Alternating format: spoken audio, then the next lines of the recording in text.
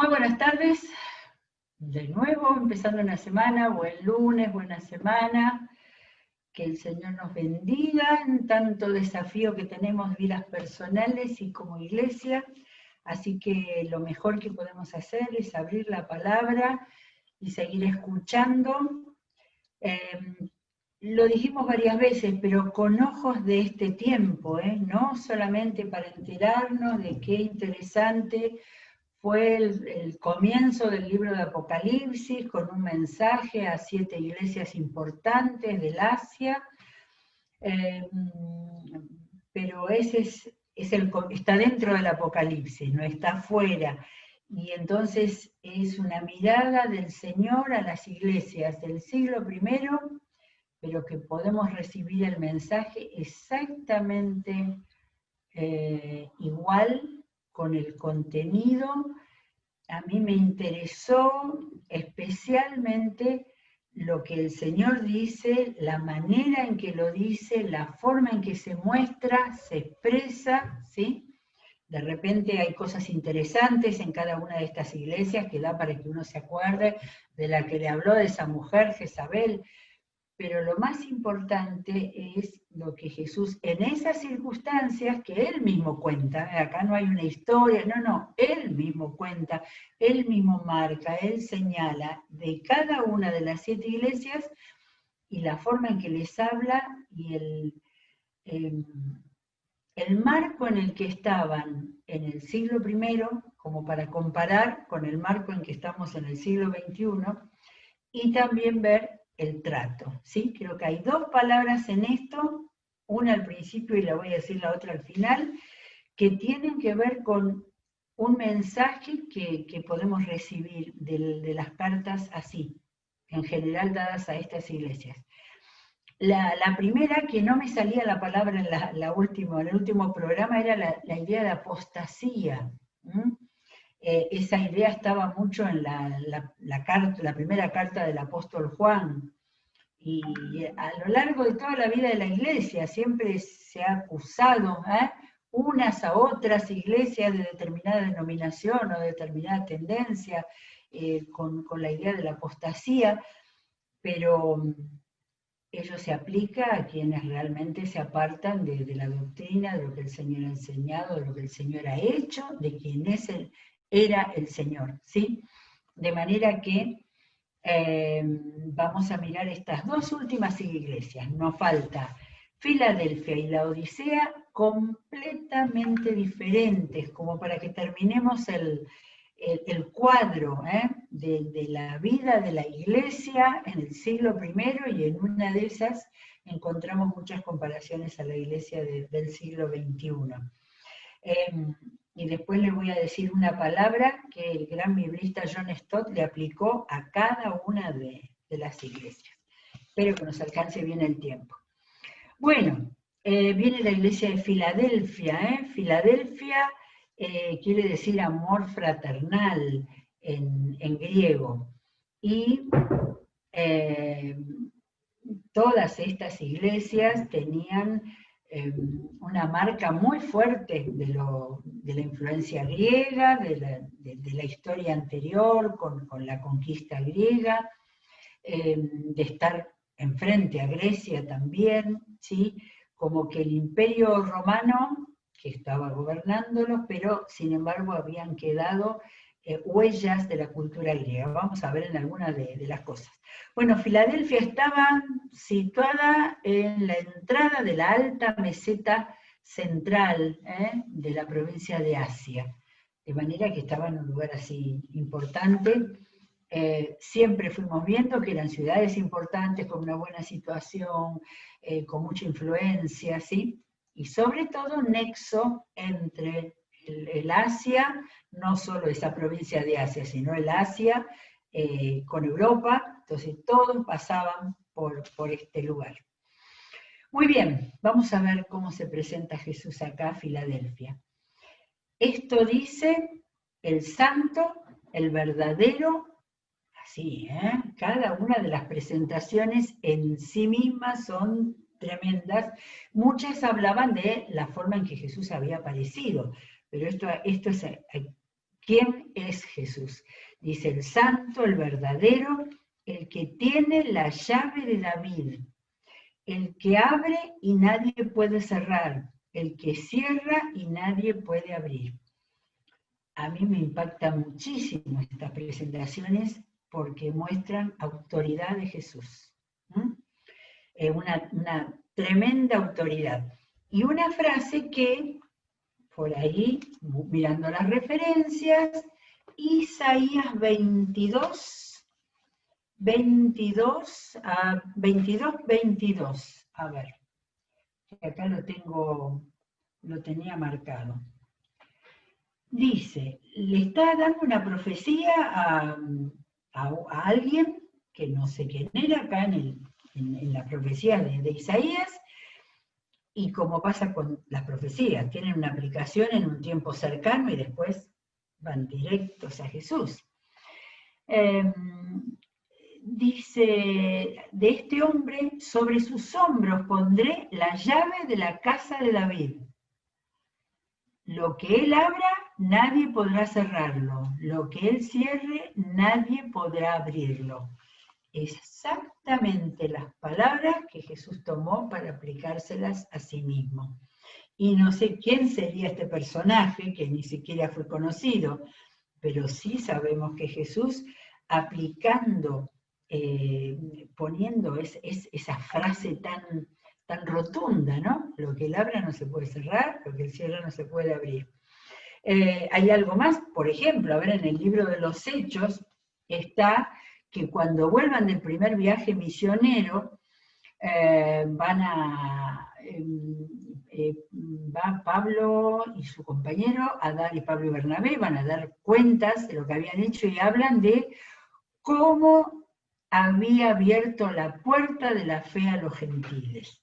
De manera que esa idea de la puerta es un símbolo, es muy simbólica, pero a la vez es muy clara. Y lo está diciendo aquel que tiene la llave. Es la segunda vez que Jesús habla de la llave. Antes había hablado a otra iglesia de que tenía la llave de la muerte y del infierno. Ahora dice que tiene la llave de David. O sea, proclamando una vez más que él es el descendiente, el que fue desde el comienzo, llamado a ser el Mesías. Bueno, a ver si tengo alguna cita más. Claro, cuando terminan los mensajes a las 7 iglesias, acá lo tengo, 4, el capítulo 4 de Apocalipsis 1 dice, después de esto miré, y allí en el cielo había una puerta abierta. Y no creo que ninguno de la iglesia del centro haya olvidado que con la puerta abierta se oyó una voz que dijo, sube. Y desde que empezamos a ver esto, estamos aprendiendo cada vez más a subir. Bueno, todo esto lo del sentido espiritual que le dio Jesús a lo de la puerta abierta. Pero además, como iglesia que estaba situada en un lugar importante del Asia, dice que en Filadelfia era una ciudad que controlaba las rutas del comercio. Lo había fundado alguien en el siglo II a.C., pensando que fuera un centro de la civilización griego-asiática, ¿sí? Manteniendo la cultura griega. Por eso yo creo que lo tenía por acá. Miren, tenía templos a Artemisa, a Helios, a Zeus, a Dionisios, a Afrodita. Todas las grandes ciudades llenas de toda la idolatría. Pero además, interesante es que todos los nombres de estos dioses eran los nombres griegos, no eran los nombres romanos. Los romanos estaban imponiendo sus nombres, pero acá tenían a Afrodita, que los romanos la llamaron Venus, a Zeus, que los romanos lo llamaron Júpiter, Artemisa, en el tiempo que andaba el apóstol Pablo, era grande la Artemisa de los efesios, que para los romanos era Diana, ¿sí? Así que todos los templos habían quedado con los nombres griegos. Es un interés cultural. Sí, pero Jesús sabía eso y a las iglesias les estaba dando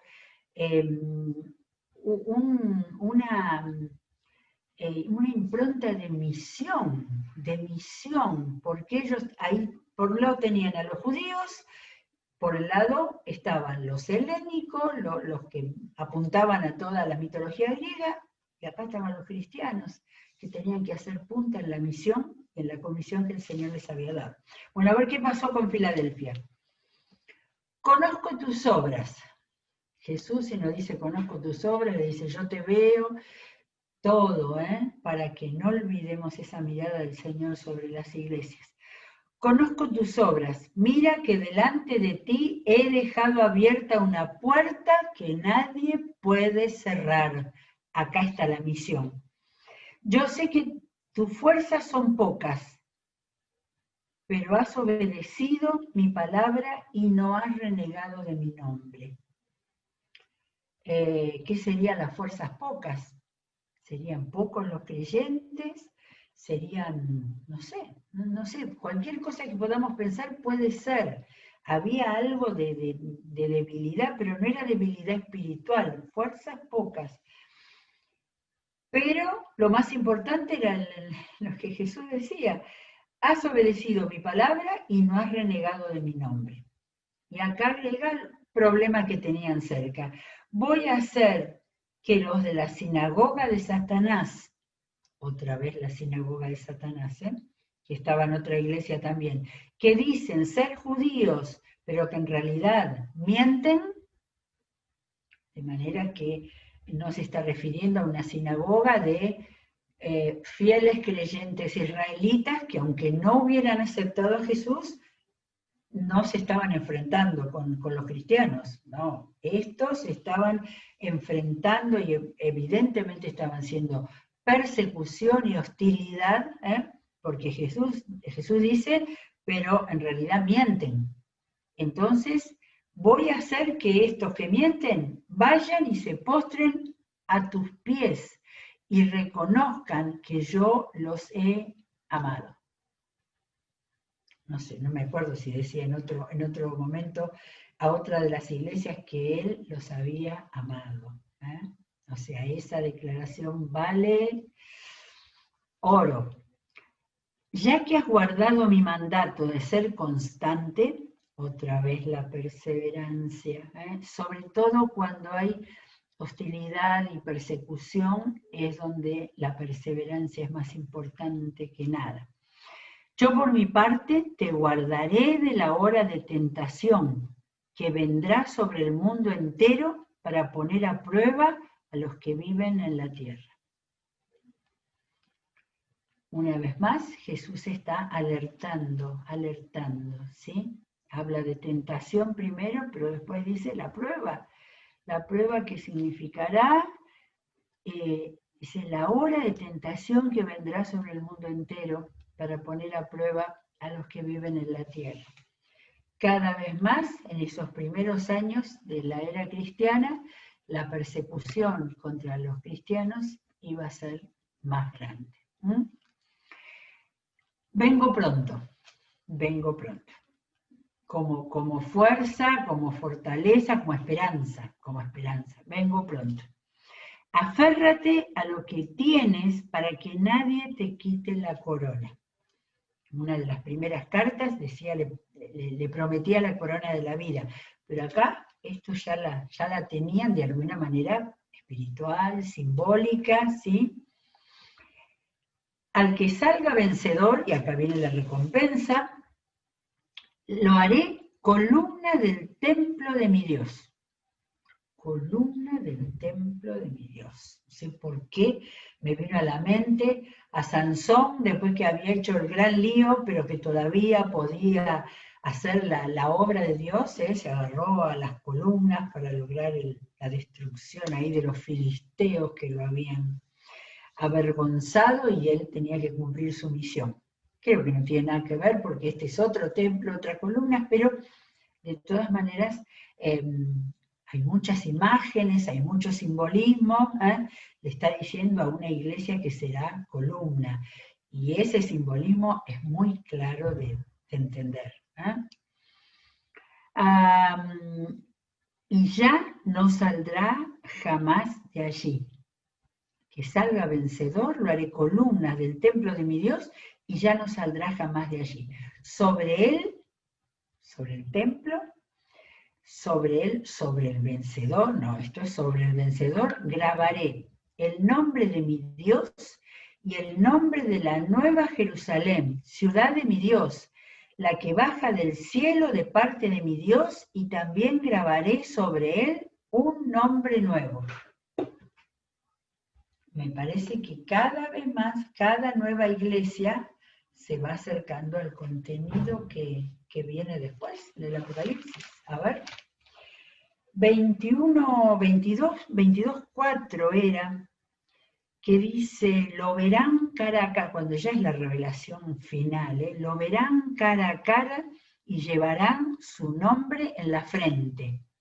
Y en el 21:2 dice, vi además la ciudad santa, la nueva Jerusalén, que bajaba del cielo procedente de Dios, preparada como una novia hermosamente vestida para su prometido. Así que está anticipándole a la iglesia de Filadelfia, una iglesia que había sido encontrada fiel y perseverante, le está anticipando la visión que se iba a ver al final del Apocalipsis. Leí nuevamente, por segunda vez, la última página del Apocalipsis. Entonces dice, grabaré el nombre de mi Dios y el nombre de la nueva Jerusalén, ciudad de mi Dios, la que baja del cielo de parte de mi Dios. Las mismas palabras, y también grabaré sobre él mi nombre nuevo. Y cierra, como los otros mensajes, el que tenga oídos, que oiga lo que el Espíritu dice a las iglesias. Y realmente no es para que esto sea un lema, Yo creo que es muy importante tomarlo en cuenta. Si el Espíritu dice algo a una iglesia, hay que tener todos los oídos para oír todo, todas las palabras y entender todo. Porque estos mensajes son cortos, son breves, de repente una sola frase, vengo pronto y nada más. Y es como para recibirlo, como Jesús mismo dijo, el que tenga oídos, que oiga lo que el Espíritu dice a las iglesias. Iglesia de la Odisea, la última. ¿Qué pasará con la última? ¿Será la mejor de todas? ¿Será? Escribe al ángel de la iglesia de la Odisea. La Odisea era una ciudad también importante, estaba a 16 kilómetros de Colosas, a la cual Pablo escribió la carta a los colosenses. ¿Se acuerdan que lo dijimos últimamente en algún momento? En la carta a los colosenses dice, lleven esta carta a los de Colosas, a los de la Odisea para que la lean, y la carta de ellos tráiganla para acá. Y se perdió la carta de la Odisea. Qué importante hubiera sido haberla leído, sobre todo porque después Jesús le escribió esa carta. ¿Y qué le dice? Esto dice el amén, el testigo fiel y veraz, el soberano de la creación de Dios. Todos los títulos cada vez más fuertes, más autoritativos, los títulos que Jesús plantea para hablar, para autoridad, para hablar a una iglesia. El testigo fiel ya lo habíamos escuchado, ya lo repitió otras veces, pero ahora agrega el amén, el testigo veraz y además el soberano de la creación de Dios. Conozco tus obras, sé que no eres ni frío ni caliente. Ah, cierto, esta quedó en la historia, Cualquiera sin saber que es de la Biblia la menciona esta frase. Ahora, interesante saber un poquito de la historia para poder entender. La ciudad de la Odisea tenía problemas de agua, tenía problemas en la distribución de agua. Estaba muy cerca las termas de Hierápolis, que tenían agua caliente maravillosa, sanadora, así que no podía llegarle ni el poder aprovechar bien el agua caliente ni el agua fría para para los veranos ardientes, de manera que tener problema de agua en una ciudad era muy serio. Por eso tenía mucho sentido para ellos el que Jesús le dijera, ojalá fuera lo uno o lo otro. Por tanto, como no eres ni frío ni caliente, sino tibio, y rotundo y tremendo, Jesús dice, estoy por vomitarte de mi boca. Yo creo que otras traducciones, no me fijé porque ahora me estoy dando cuenta, hay otras traducciones que dicen, te vomitaré de mi boca, ¿no? Pero me parece del mismo tono con que Jesús habló a todas las iglesias, aún a las que tenía algo para reprocharles, todavía no lo hice. Todavía estoy esperando que reacciones. Pero entonces está bueno entender esto, que la idea de tomar agua tibia es un horror en verano, es algo que produce rechazo, pero para esta gente que tenía este problema con el agua era clarísimo, por algo se lo dijo a ellos. Así que comienza a plantearle lo malo, comienza fuerte, como alguna otra iglesia, ya me olvidé los nombres, había otra que Jesús, la que le decía que estaba muerto, ¿no? La de Sardis, que decía que está muerto, a esto le dice que todo por vomitarlo. Rechazo a la forma que están actuando y viviendo el cristianismo. Dices, acá les desnuda sus pretensiones. Dice, soy rico, me he enriquecido y no me hace falta nada. Pero no te das cuenta de que el infeliz y miserable, el pobre, ciego y desnudo, eres tú. Si Jesús les quería decir algo, se los dijo. Desde pobre hasta desnudo. Y desde infeliz, miserable, ciego, todo. Que eso es como lo que pasa cuando hay completamente una mala ubicación de la propia identidad del propio Estado, crearse una cosa y es totalmente mentirosa, totalmente errónea. Bueno, ¿qué podría decir Jesús después de eso? Yo me hacía la idea y digo, bueno, acá era para decir lo que oiga, el que quiere oír, oiga, listo. Jesús no hacía eso. Por eso te aconsejo, después de decirle de todo, como que suavemente le dice, te aconsejo que de mí compres, de mí, de lo que Él puede dar, compres oro refinado por el fuego para que te hagas rico. Porque era pobre, que se vista con oro refinado por el fuego. Por supuesto que esto era un simbolismo, ¿no? Ropas blancas para que te vistas y cubras tu vergonzosa desnudez. A una de las iglesias que andaba todo bien y que eran perseverantes le dijo que le daría vestiduras blancas. A estos le está diciendo antes de la promesa, les está diciendo que se vistan de él con lo que él iba a dar de vestiduras blancas. No solo, acá dice por tu vergonzosa desnudez, pero también blancas por la santidad, por la pureza, o sea, completamente dar vuelta la situación que ellos tenían. ¿Y algo más? Y colirio para que te lo pongas en los ojos y recobres la vista. Me acordé de algo. La Odisea era la ciudad más rica de la provincia de Frigia. En ese recorrido que hicimos que iba hasta arriba, hasta Pérgamo y después bajaba a Tiatira Sardis, es la última y ya no es en el Asia, en la provincia de Asia, sino en la provincia de Frigia. Y se dice que había un colirio frigio, que era un producto, porque era una ciudad muy rica, tenía escuela de medicina, instituciones bancarias, tenía emprendimientos textiles, era una ciudad muy rica, donde pasan las peores cosas, donde hay, aparte era un lugar de cruce de caminos, de los que venían del Asia hasta Europa. Todo esto había sido que se hayan perdido de lo que debía ser una iglesia cristiana. De manera que el colirio que había en la Odisea es lo que les dice que se ponga en los oídos y recobres la vista.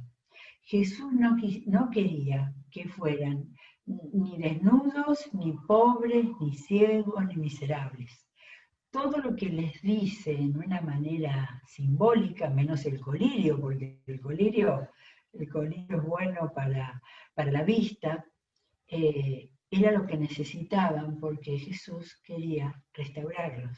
No les estaba hablando para destruirlos, estaba hablando para restaurar. Y agrega, yo reprendo y disciplino a todos los que amo. A Filadelfia le habían dicho que los amaba, y a ellos también les está diciendo, los reprendo y los disciplino, las dos cosas, los reprendo y los disciplino a todos los que amo, les está diciendo, yo a ustedes los amo. Por lo tanto, sé fervoroso y arrepiéntete. Esta palabra fervoroso, lo de arrepentirse, no hay duda. Después de todo lo que les había dicho, no hay duda que tenían que arrepentirse. Pero lo de fervoroso da la sensación a nosotros lectores ahora en este tiempo, que esa tibieza de que Jesús los acusaba, había venido en dejar el fervor, en acostumbrarse a ser religiosos, a cumplir con las demandas de una vida eclesiástica. Pero Jesús les está diciendo, nada de eso sirve, se empobrecieron con esa actitud. Y lo que Él les está pidiendo es que, no dice primero arrepiéntete, le dice primero, sé fervoroso y arrepiéntete. Y podía haber terminado. Sin embargo, a esta iglesia que estaba tan mal, tan salida de los rieles de la normalidad cristiana, a ellos es lo que le dice, mira que estoy a la puerta y llamo, si alguno oye mi voz y abre la puerta, entraré y cenaré con él y él conmigo. Hemos siempre pensado en este versículo como un versículo para evangelizar, para mostrar el Evangelio, para mostrar al Señor. Sin embargo, por supuesto que sirve, porque por supuesto ha sido tan famoso, lo he escuchado 1000 veces, que hubo un pintor que ubicó bien lo que esto quería decir, con una figura de Jesús pintada frente a una puerta que no tenía picaporte, que se abría de adentro nada más. Así que esto sirve para los que no conocen a Jesús y sirven para una iglesia que se había entibiado, que se había despersonalizado, a la cual le tiene que decir, sé fervorosa y arrepiéntete. Y además, la promesa, y al que salga vencedor le daré el derecho de sentarse conmigo en mi trono. A los otros que habían sido tan buenos, a los de Filadelfia, a ellos les decía, miren la oportunidad de arrepentimiento y de volver a ser todo lo que debían haber sido. A sentarse conmigo en mi trono, como también yo vencí y me senté con mi Padre en su trono. Al que tenga oídos, que oiga lo que el Espíritu dice a las iglesias. El otro día, cuando vimos todos los pasajes de la Trinidad, terminamos con donde habla del Padre, habla de Jesucristo y habla del Espíritu. De manera que, si empezamos con la palabra apostasía del ambiente, de ese lugar donde estaban en el Asia estas iglesias, la última palabra ahora es restauración y esperanza. No hay ninguna a la cual Jesús bajó ahí ya el veredicto total de desahuciada, ¿no? A todas les dio la esperanza y a todas les dijo cosas para su restauración. Hay comentaristas que han dicho que la iglesia cristiana debiera ser la suma de todas estas, que Jesús hizo esta presentación así para entender que una iglesia cristiana tiene que tener todo eso. Bueno, extraordinario. John Stott, el tremendo biblista del siglo pasado, le puso una palabra a cada una de estas 7 iglesias. Para Éfeso, el amor, has dejado tu primer amor.